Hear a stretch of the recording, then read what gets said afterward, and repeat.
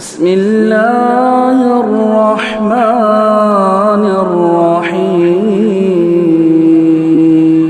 فلا مضل له ومن يضلل فلا هادي له وأشهد أن لا إله إلا الله وحده لا شريك له وأشهد أن محمدا عبده ورسوله والصلاة والسلام على أشرف الأنبياء والمرسلين نبينا محمد وعلى آله وصحبه أجمعين.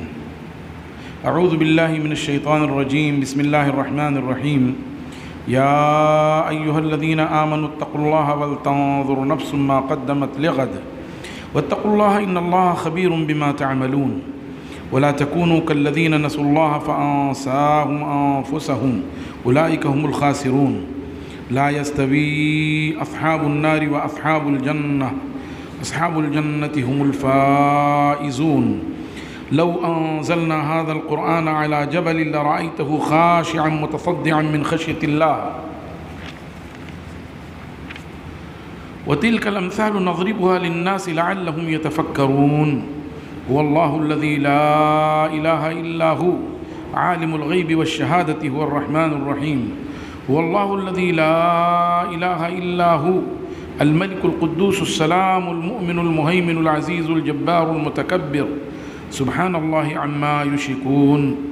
هو الله الخالق البارئ المصور له الأسماء الحسنى يسبح له ما في السماوات والأرض وهو العزيز الحكيم. محترم حضرات، سامعین و سامعات و ناظرین و ناظرات، سورہ حشر کے آخری رکوع کی تلاوت آپ کے سامنے پیش کی گئی ہے، جس میں اللہ تبارک و تعالی نے اہل ایمان کو خطاب کیا ہے اور انہیں توجہ دلائی ہے کہ دنیا میں رہتے ہوئے یہ فکر کرو کہ کل کے لیے کیا کمایا ہے۔ یہ دنیا صرف عیش و طرب کا سامان نہیں، یہ دنیا صرف کھیل کود کا سامان نہیں، بلکہ یہ دنیا اس لیے ہے تاکہ آخرت کی تیاری کی جائے۔ دنیا دار العمل ہے، دنیا دار الامتحان ہے، اور یہاں سے گزر کر کے آدمی آخرت میں اپنے حقیقی مقام تک پہنچے گا۔ اگر اس نے اچھائیاں جمع کی ہیں، رب کی مرضی کے کام جمع کیے ہیں، تو وہ وہاں اس کے اچھے انجام سے اور اچھے بدلے سے سرفراز ہوگا۔ لیکن اگر خدا نخواستہ کسی کے ہاں برائیاں زیادہ ہیں، گناہوں کے کام زیادہ ہیں، تو ایسی صورت میں پھر وہ اس کے وبال سے، اس کے گناہ سے دوچار ہوگا۔ اسی لیے اللہ تبارک و تعالی نے بڑی توجہ دلائی اس آیت میں اور 2 مرتبہ تقوی کا مطالبہ کیا۔ چنانچہ اللہ تعالی نے فرمایا یا ایھا الذین آمنوا اتقوا اللہ، اے لوگو جو ایمان لائے ہو اللہ کا تقوی اختیار کرو۔ یہ بات بار بار کہی گئی ہے۔ تقوی کا مطلب یہ ہے کہ جن چیزوں کا اس نے حکم دیا ہے اس کو من وعن اسی انداز میں کیا جائے، اور جس طریقے سے کرنے کا حکم دیا ہے اس انداز میں کیا جائے۔ جو معروف کام، جو بھلائی کے کام اس نے کرنے کا جس انداز میں حکم دیا ہے اس انداز میں کیا جائے۔ اوامر اللہ تبارک و تعالیٰ کے طریقے کے بتائے ہوئے طریقے کے مطابق، نواہی اللہ تبارک و تعالیٰ کے بتائے ہوئے طریقے کے مطابق، اپنی طرف سے اس میں کچھ منمانی نہ ہو، اپنی طرف سے کچھ آدمی گھال میل نہ کرے، اختلاط نہ کرے، ورنہ معاملہ وہیں خراب ہو جائے گا۔ اسی لیے فرمایا اے لوگو جو ایمان لائے ہو اللہ کا تقوی اختیار کرو، وَلْتَنْظُرْ نَفْسٌ مَا قَدَّمَتْ لِغَدٍ، چاہیے کہ ہر نفس غور کرے کہ اس نے کل کے لیے کیا کمایا ہے۔ کل یعنی قیامت، اور کل کہہ کر کے اللہ تبارک و تعالی نے بندوں کے ذہن میں یہ بات ڈالی ہے کہ قیامت بالکل آیا ہی چاہتی ہے۔ اسی لیے اللہ کے رسول صلی اللہ علیہ وسلم نے فرمایا انا والساعۃ کہاتین، میں اور قیامت ایسے ہی ہیں، یعنی ان 2 انگلیوں کے درمیان کوئی فاصلہ نہیں ہے، ایسے ہی کوئی فصل نہیں ہے۔ انا والساعۃ کہاتین۔ اور اسی لیے رسول اللہ صلی اللہ علیہ وسلم کی بعثت کو علامات قیامت میں سے ایک علامت بتایا گیا، قیامت کی نشانیوں میں سے ایک نشانی ہے رسول اللہ علیہ وسلم کی بعثت۔ تو کل کہہ کر کے گویا اہل ایمان کے ذہنوں پہ یہ سوار کیا گیا کہ تیاری کر لو، جلد وہ مرحلہ آنے والا ہے، تاکہ اہل ایمان کسی طرح سے غفلت میں، کوتاہی میں، شش و پنج میں نہ رہیں۔ بل تنظر نفس ما قدمت لغد، چاہیے کہ ہر نفس غور کرے کہ اس نے کل کے لیے کیا بھیجا ہے، آگے کیا کمایا۔ واتقوا اللہ، دوبارہ پھر احساس دلایا گیا، اللہ کا تقوی اختیار کرو۔ ان اللہ خبیر بما تعملون، یقیناً اللہ تعالیٰ باخبر ہے ان تمام چیزوں سے جو تم کر رہے ہو۔ کوئی یہ نہ سمجھے کہ ہم جو کچھ کیے جا رہے ہیں اللہ کی نگاہ سے وہ چھپی ہوئی ہے، اللہ کے علم میں نہیں ہے۔ یا بنی انہا ان تکو مثقال حبۃ من خردل فتکن فی صخرۃ او فی السماء یأت بها اللہ، بیٹے نیکی یا بدی جو کچھ بھی کیا ہے، اگر کہیں بھی ہو، زمین میں ہو، آسمان میں ہو، حتیٰ کہ پتھر میں ایسی جگہ ہو جہاں کچھ بھی نہیں ہے، اگر وہاں ہو اس طرح سے، تو اللہ تبارک و تعالی اس کو لے آئے گا، اور وہ اس کی نگاہ سے ڈھکی چھپی نہیں ہوگی۔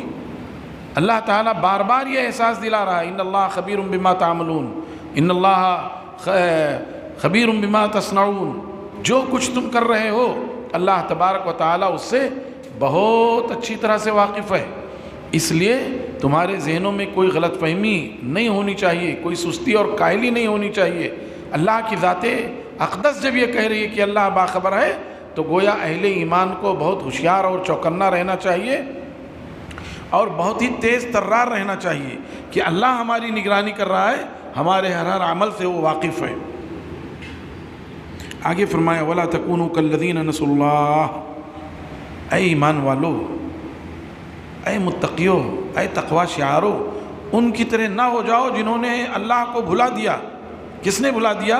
منافقین نے اللہ کو بھلا دیا، کفار اور مشرکین نے اللہ کو بھلا دیا، نافرمانوں نے اللہ کو بھلا دیا۔ ان کی طرح نہ ہو جانا، وَلَا تَكُونُوا كَالَّذِينَ نَسُوا اللَّهَ، ان کے مانند نہ ہو جانا جنہوں نے اللہ کو بھلا دیا۔ فَأَنسَاهُمْ أَنفُسَهُمْ، تو پھر انہوں نے گویا اپنے آپ کو بھی بھلا دیا۔ کیسے اپنے آپ کو بھلا دیا؟ اس طرح سے کہ انہوں نے کوئی ایسا کام کیا ہی نہیں جس کا نفع ان کو آخرت میں ہوتا، انہوں نے کوئی ایسا کام کیا ہی نہیں جس سے ان کو کامیابی اور فائز المرامی ملتی، سرخروئی اور شادکامی ملتی۔ گویا وہ اپنے آپ کو بھول گئے، اپنا نفع بھول گئے، اپنے آپ کو بھول گئے۔ وہی فرمایا وَلَا تَكُونُوا كَالَّذِينَ نَسُوا اللَّهَ، اور تم ان کے مانند نہ ہو جانا جنہوں نے اللہ کو بھلا دیا۔ فَأَنسَاهُمْ أَنفُسَهُمْ، انہوں نے اپنے آپ کو بھی بھلا دیا۔ اور ایک مفہوم یہ بھی ہے کہ پھر اللہ تعالیٰ نے ان کو بھلا دیا، اللہ نے بھی ان کو بھلا دیا، پھر ان کو لائق توجہ نہیں سمجھا، کس وادی میں مرے، کس گھاٹی میں ڈوبے، اللہ کو اس کی کوئی پرواہ نہیں پھر ان کے بارے میں۔ اولئک هم الفاسقون، یہی وہ لوگ ہیں جو اللہ کی اطاعت سے نکل جانے والے ہیں۔ فاسق کہتے ہی اسی کو ہیں جو اللہ کی اطاعت سے نکل جائے۔ لا یستوی اصحاب النار و اصحاب الجنہ، ایمان والو سنو، جہنم والے اور جنت والے برابر نہیں ہو سکتے۔ جنت والوں کا جو طریقہ ہے، ان کے جو اخلاق و عادات ہیں، ان کا جو رویہ ہے، اور جہنمیوں کا جو معاملہ ہے، یہ دونوں برابر نہیں ہو سکتے۔ جنتیوں کے ساتھ اللہ کی مرضی، اس کی توفیق، جنتیوں کے ان کے اپنے اعمال صالحہ، جنتیوں کو نیک کاموں کے لیے اللہ کی جانب سے مدد، اور جہنمیوں کا معاملہ یہ ہے کہ وہ راندے درگاہ ہیں، اللہ نے ان کو ٹھکرا دیا ہے، ان کو محروم کر دیا ہے اپنی توفیق سے، اس لیے وہ نیکی کے کام کر ہی نہیں سکتے۔ لا یستوی اصحاب النار و اصحاب الجنہ، جہنم والے اور جنت والے برابر نہیں ہو سکتے۔ اصحاب الجنت هم الفائزون، پھر نتیجہ بھی بتا دیا کہ جب برابر نہیں ہو سکتے تو پھر کیا ہوگا؟ اگر دونوں برابر نہیں ہو سکتے تو پھر کیا بتایا گیا؟ اصحاب الجنت هم الفائزون، جنت والے یہی حقیقی معنوں میں کامیاب ہیں، هم الفائزون، یہی کامیاب ہیں۔ ان کے مقابلے میں لازمی نتیجہ یہ ہوا کہ پھر جہنمی لوگ خائب و خاسر ہیں۔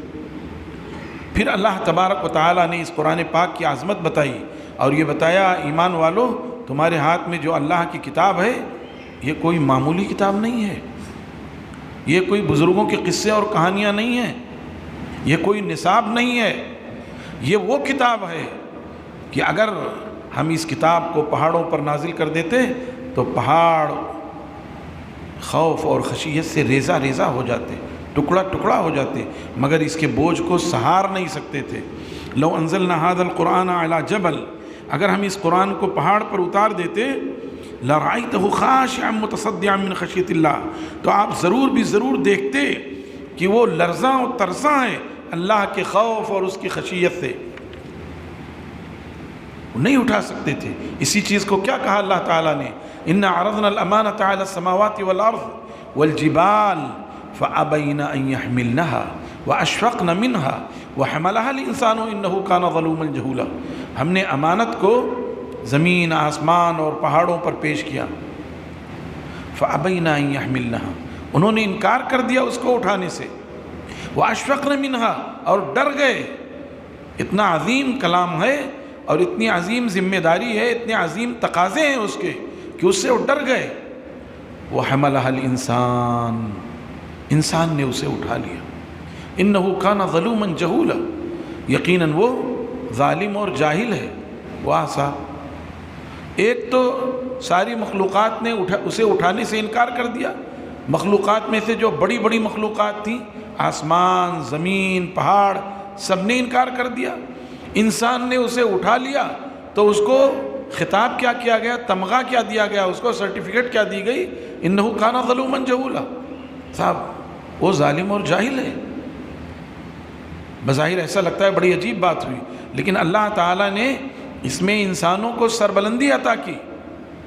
کیا؟ جہاں ظلوم ہوگا وہیں عدول ہوگا، عدول کے بغیر ظلوم پایا ہی نہیں جا سکتا ہے۔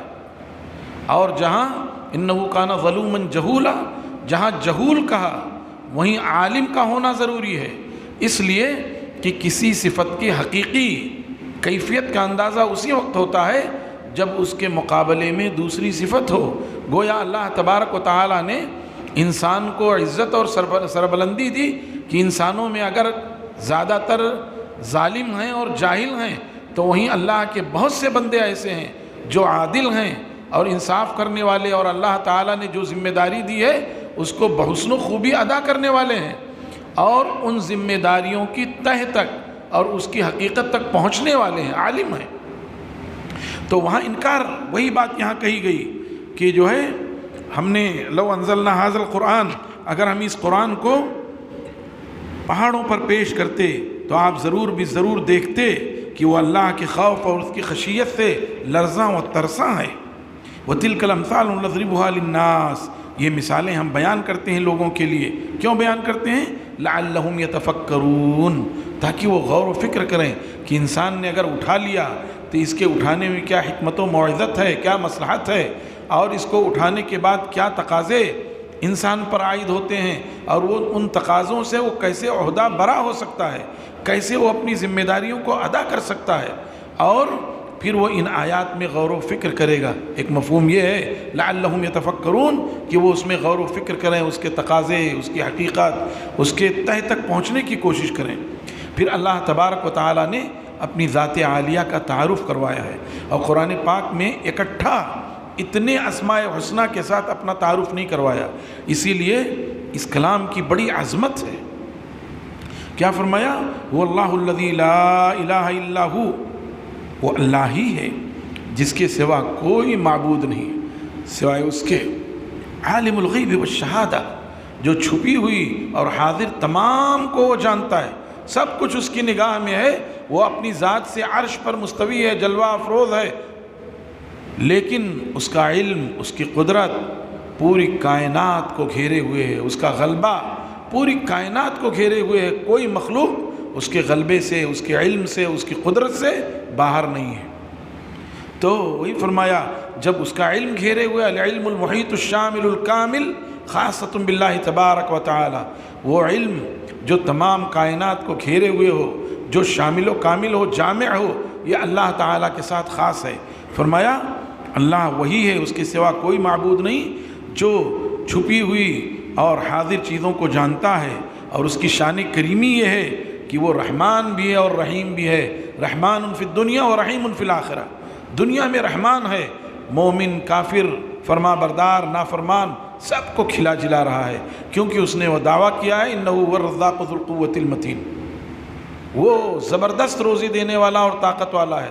جب اس نے دعویٰ کیا ہے کہ وہ رزاق ہے، تو جس کو بھی دھرتی پر پیدا کیا ہے، چرندے پرندے درندے رینگنے والے اڑنے والے سارے، سب کو ذی عقول غیر ذی عقول سب کو کھلا رہا ہے، کیونکہ اس کا وہ دعویٰ ہے۔ تو دنیا میں رحمان ہے، لیکن آخرت میں صرف اپنے پیاروں کو، اپنے فرما برداروں کو نوازے گا، اور جو اس کے نافرمان ہیں ان کو جہنم میں ڈال دے گا۔ لَأَمْلَأَنَّ جَهَنَّمَ مِنَ الْجِنَّةِ وَالنَّاسِ أَجْمَعِينَ، سب کے سب کو جہنم میں ڈال دے گا۔ جاؤ اخسؤوا ولا تکلمون، اب اس میں سڑو اور ذلیل و رسوا رہو، بات کرنے کی کوشش مت کرنا۔ هو اللہ الذی لا الہ الا ہو، وہ اللہ ہی ہے کہ اس کے سوا کوئی معبود نہیں۔ هو الملک، وہ اللہ بادشاہ ہے، وہ اس کی ذات پاک صاف ہے، وہ امن و امان اور شانتی دینے والا ہے۔ المؤمن المہیمن، جس کی تصدیق کی جاتی ہے وہ تصدیق بھی کرنے والا ہے، اور تصدیق کی جائے المہیمن، وہ نگراں ہے تمام مخلوقات پر۔ العزیز، جو غالب ہے، الجبار، جو طاقتور ہے، المتکبر، اور جس کی شان بلند ہے۔ سبحان اللہ عما یصفون، تمام طرح کی عیوب و نقائص سے پاک ہے وہ ذات جسے یہ شریک ٹھہرا رہے ہیں۔ هو اللہ الخالق البارئ المصور، لہ الاسماء الحسنى، وہ اللہ ہی ہے جو پیدا کرنے والا ہے۔ الباری، بالکل عدیم المثال اور نادر المثال پیدا کرنے والا ہے۔ الخالق الباری میں معمولی سا فرق، ہاں، پیدا کرنے والا اور بغیر کسی سابقہ مثال کے بالکل لطیف انداز میں پیدا کرنے والا ہے۔ المصور، اور وہ مخلوقات کو تصویریں دینے والا ہے۔ یصور کیف یشاء، یصور فی الارحام کیف یشاء، وہ رحم میں بچے کو صورت دیتا ہے جس انداز میں چاہتا ہے صورت دیتا ہے۔ لہ الاسماء الحسنى، اسی کے لیے تمام اچھے اچھے نام ہیں۔ اسی لیے اللہ نے فرمایا وَلِلَّهِ الْأَسْمَاءُ الْحُسْنَى فَادْعُوهُ بِهَا، اللہ ہی کے تمام اچھے اچھے نام ہیں، سو اللہ تعالیٰ کو انہی ناموں سے پکارا جائے۔ یہ جو ہمارے ہاں خدا، ایشور، پربھو، ہاں، یہ سب کہتے ہیں، یہ الحاد ہے، یعنی حق کے راستے سے ہٹ گئے ہیں۔ ہمارے ہاں بھی بہت سارے علماء لکھتے تھے خدا، ابھی بھی بہت سارے علماء لکھتے ہیں خدا، لیکن جو علماء لکھتے ہیں نا، اگر ان کے نام کا ترجمہ کر دیجئے تو ان کی پیشانی پہ شکن آ جائے گا، ان کی ناک پھول جائے گی، میرے نام کا ترجمہ کیوں کیا گیا؟ پھر جب آپ کے نام کا ترجمہ درست نہیں تو اللہ تعالیٰ کے نام کا ترجمہ کیسے درست کر رہے ہو حضرت جی؟ ہاں، کیسے درست ہو سکتا ہے کہ آپ خدا کہیے، ایشور کہیے، پرمیشور کہیے، ہاں، اور گاڈ کہیے، آپ کہتے ہیں صاحب یہ سمجھانے کے لیے، کچھ نہیں۔ اللہ تعالیٰ سے زیادہ واضح نام اور کیا ہو سکتا ہے، اور زیادہ واضح معنی اور کیا ہو سکتا ہے کہ صاحب اللہ، اس کا مطلب اللہ کے معنی میں غموض ہے، خفا ہے، مشکل ہے، تو اس معنی کو ذرا سمجھانے کے لیے، سمجھانے کی بات تھی۔ تو آمنتم من فی السماء، کیا تم مامون ہو گئے اس ذات سے جو آسمان میں ہے؟ اگر سمجھانا ہے تو کہیے آسمان میں ہے، تو وہاں وہ نہیں کہیں گے جو وہ تو یہ عقیدہ رکھتے ہیں کہ صاحب وہ ذات جو ہے دنیا میں ہر جگہ ہے، مسجد کے اینٹ اینٹ میں ہے، تو اس کا لازمی نتیجہ ہوگا کہ مندر کے بھی اینٹ اینٹ میں ہے۔ وہ اپنی ذات سے عرش پر ہے، الرحمن علی العرش استوى، ہاں اپنے علم، اپنی قدرت، اپنے غلبے کے اعتبار سے وہ پوری کائنات کو گھیرے ہوئے اور جکڑے ہوئے ہیں۔ تو وہی کہا گیا کہ جو ہے وَلِلَّهِ الْأَسْمَاءُ الْحُسْنَى، اللہ تعالیٰ کے تمام اچھے اچھے نام ہیں، فَادْعُوهُ بِهَا، اس کو انہی ناموں سے پکارو۔ قُلِ ادْعُوا اللَّهَ أَوِ ادْعُوا الرَّحْمَنَ أَيًّمَّا تَدْعُوا فَلَهُ الْأَسْمَاءُ الْحُسْنَى، آپ کہہ دیجئے چاہے تم اللہ کہہ کر پکارو، چاہے رحمان کہہ کر کے پکارو، اسی کے تمام اچھے اچھے نام ہیں۔ أَيًّمَّا تَدْعُوا فَلَهُ الْأَسْمَاءُ الْحُسْنَى، تمام اچھے اچھے نام۔ لہذا اللہ کے نام کا ترجمہ نہیں ہونا چاہیے۔ جب 6 فٹ کا انسان اپنے بارے میں یہ گوارا نہیں کر رہا ہے، تو جو پوری کائنات کا خالق و مالک و مدبر ہے، اس کے بارے میں کیوں ایسی حرکت کر رہا ہے؟ وہ کیوں ایسا سوچتا ہے؟ اور اگر کہتے ہیں کہ صاحب سمجھانے کے لیے، تو آپ کے معنی کو بھی ہم سمجھانے کے لیے ایسا کر دیں، تو آپ اپنے بارے میں گوارا نہیں کرتے، جبکہ آپ کی کوئی حیثیت نہیں۔ اللہ کی ذات حکم دے رہا ہے کہ انہی ناموں سے پکارو، اور پھر یہ حرکت کیے جائیں۔ یسبح لہ ما فی السماوات والارض، تسبیح بیان کرتی ہیں وہ تمام مخلوقات جو آسمانوں میں ہیں اور جو زمین میں ہیں۔ وَإِن مِّن شَيْءٍ إِلَّا يُسَبِّحُ بِحَمْدِهِ وَلَٰكِن لَّا تَفْقَهُونَ تَسْبِيحَهُم، اور روئے زمین پر اور آسمان میں ان کے درمیان کوئی شے ایسی نہیں ہے الا یسبح بحمدہ، مگر وہ اللہ تعالیٰ کی تسبیح، تحمید، تقدیس، تحلیل، تکبیر بیان کرتی ہی رہتی ہے۔ اے انسانوں، تمہاری عاجزی، کم علمی اور تمہارے جو ہے کہہ لیجئے کہ ایک طرح سے عدم قدرت کا عالم یہ ہے کہ تم ان کی تسبیح کو سمجھ نہیں سکتے۔ وَلَٰكِن لَّا تَفْقَهُونَ تَسْبِيحَهُم، تم ان کی تسبیح کو سمجھ نہیں سکتے۔ اور اللہ کی شان کیا ہے؟ وَهُوَ الْعَزِيزُ الْحَكِيمُ، اللہ تعالیٰ غالب ہے اور حکمت والا ہے۔